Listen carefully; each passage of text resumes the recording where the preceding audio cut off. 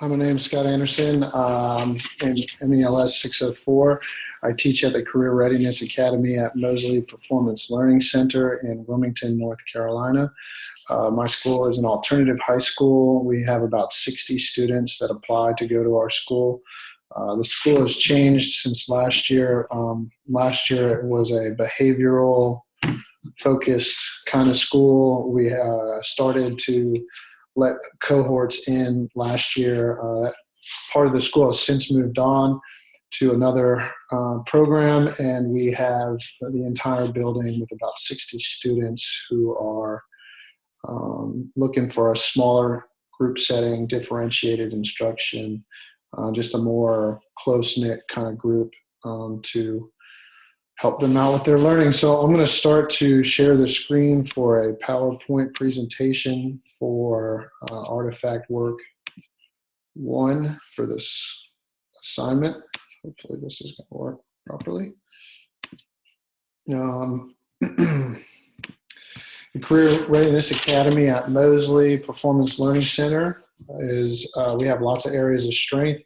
We are teaching students 21st century skills. We're career focused, college ready, small group learning, and definitely target differentiated instruction. We have a large ELL population in our 9th grade cohort, and we're getting more applicants every day because of the special attention these students are getting. I think at the bigger schools in Wilmington, they're getting lost in the shuffle, and they really need that focused, smaller group.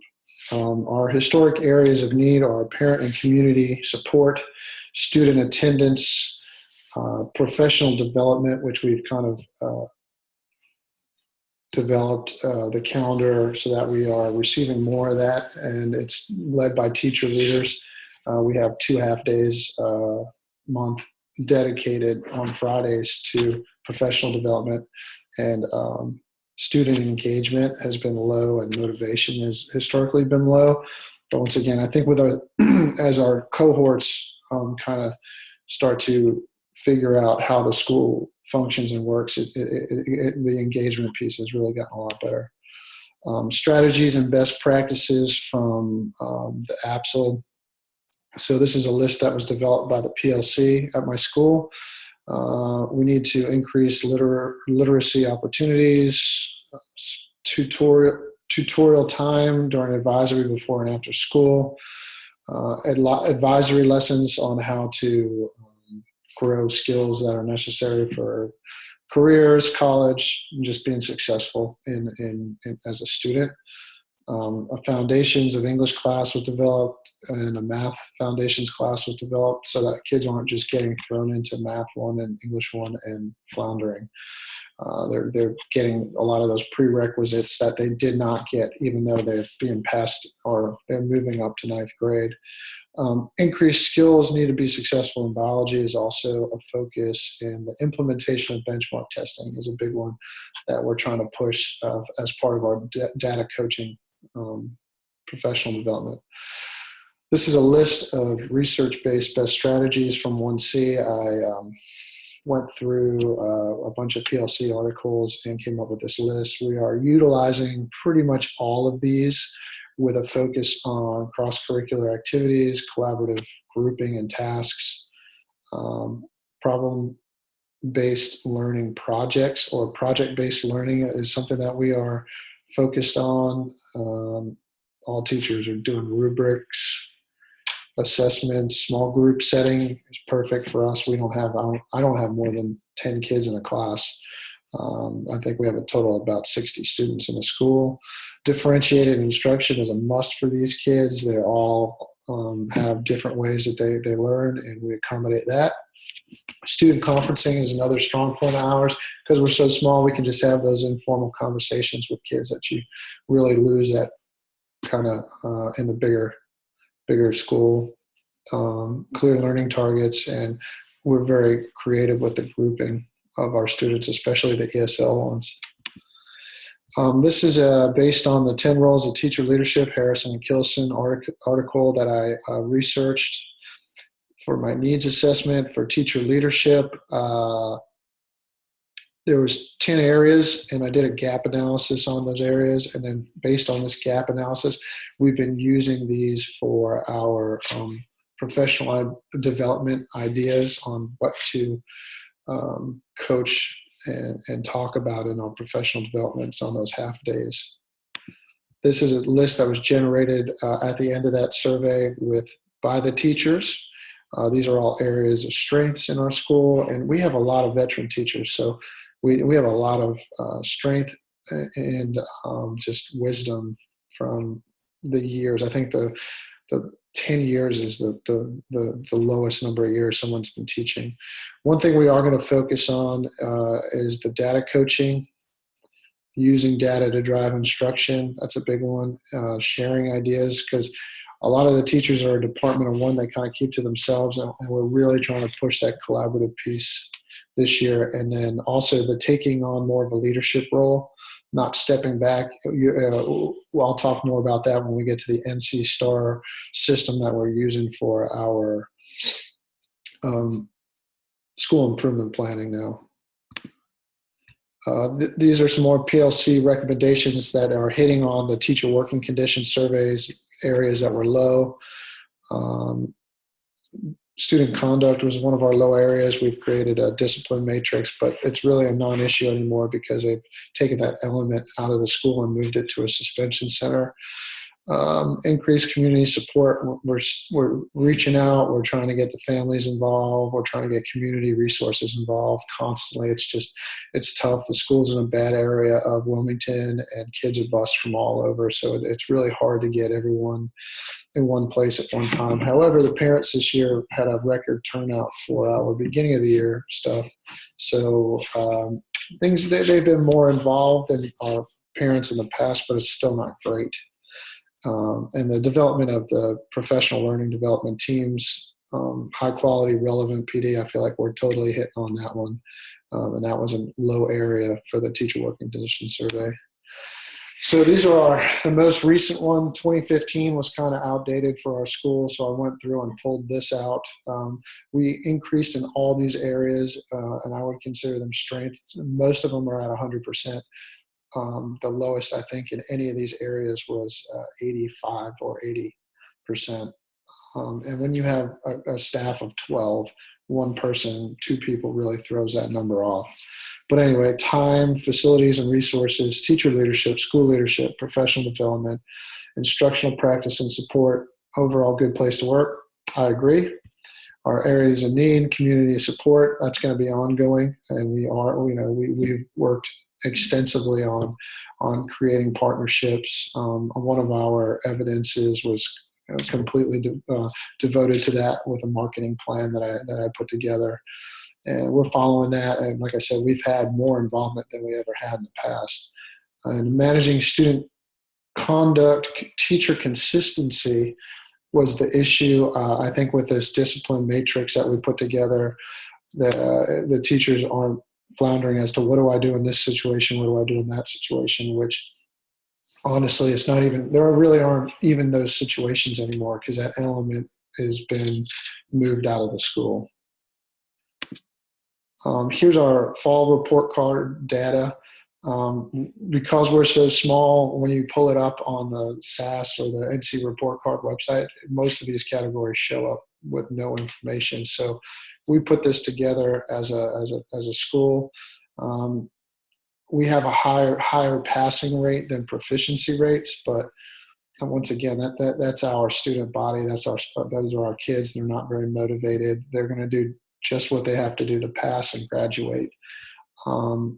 And that's part of the reason that we're on that NC STAR planning tool is because of our low or underachieving on tests. Here's another group, 92% passing, 30% proficient. So that brings me to our 12 key NC STAR indicators in our school improvement planning. Because we're an alternative school and an underachieving school, we've been moved to this NC STAR planning tool that we use as a sit team, and it's divided up amongst all the staff, and we are basically taking ownership of indicators, and it creates transparency, and we meet and collaborate on this stuff all the time. As you can see, these are the 12 core ones. You have to meet these first before you can move on. There's 105 that you can do. This is facilitated by the sit team chair and the principal and myself. And this one right here, B101, is mine. The LEA has an LEA support and improvement team. We have many teams, and my job is to organize all the information for those teams so that when, if like you have an instructional team developing standards, you can go to my goal here and find the minutes from meetings. You can go and find the information you would need to support your instructional team development in my category through what I'm creating as part of my indicator. So this is mine broken down. It is of the highest priority. You can label them 1, 2, and 3. We can accomplish it with what we have at the school and budget conditions, resources. I just want to skip down to the full implementation part. So at my school, we have distributive leadership, teamwork, measurable goals, and an LEA support and improvement team. Continued teacher team, SIT collaborative cohort, SST, STAY, NAF, leadership team meetings. So all these meetings are going on. I'm involved with a lot of them because of my internship, but other teachers are not. And a lot of teachers are like, what's going on in here? What's going on in there? So my job is to devise a plan on how to share all this information. And by working with Jim Figliola, the SIT chair, we've developed basically just using Google folders and a folder that you can share all your team meetings, and it's broken down so that if you're looking for a piece of information, you can go in there and see what was discussed and then utilize that for your indicator. And it's just creating transparency. There's no more, well, what went on in that meeting? What went on in this meeting? Now everybody can see what exactly is going on. And that was kind of when you work with such a small staff, that was kind of a point of contention, at least last year. Last year was my first year at this school, but I could feel that, what's going on in this and what's going on in that. There's no more of that because the teachers know exactly what's going on. And that's also been a strength of ours. So I'm going to get out of the share screen here and then finish up. Once again, the Career Readiness Academy at Mosley Performance Learning Center has been a great school for me to be doing my internship at. Our staff is top notch, tons of experience. We are doing all the best practices that we're practicing what we preach and what we're trying to meet with that NC STAR action planning. And it's going really well and smooth, and our kids seem to be thriving. And we have parents telling us all the time that, my kid's never been this into school before. What are you guys doing? Those that we can get out to the school or have a conversation with. And I really think that comes from our leadership at Mosley. I think that comes from the teacher dedication at Mosley. And I think the overall just willing to go out of our way to do whatever is necessary to get these kids to graduate and be successful and get the skills they need to move on and hopefully go to college after they graduate. Community college probably going to be about the extent of what a lot of them can do. Some of them, maybe it'll be more, but I think as we build these cohorts year after year, this is only our second year doing this program model. I think our students are going to begin to get into a cycle of where they understand that this is for school, this is for me, this is the ideal situation for me to get the skills necessary and to graduate. We had 5 kids graduate on Friday that have been through the ringer in life, and it's so fulfilling to see those kids walk across the stage when you know their story and know what's going on at home and just what they've been through, their battles and stuff like that internally. So once again, I think the strengths at our school far exceed the weaknesses, And we are practicing all these different areas of 21st century skills, collaboration, differentiated instruction, small learning environment, etc. So well, that's Mosley in a nutshell, and I'm going to sign off. Good night.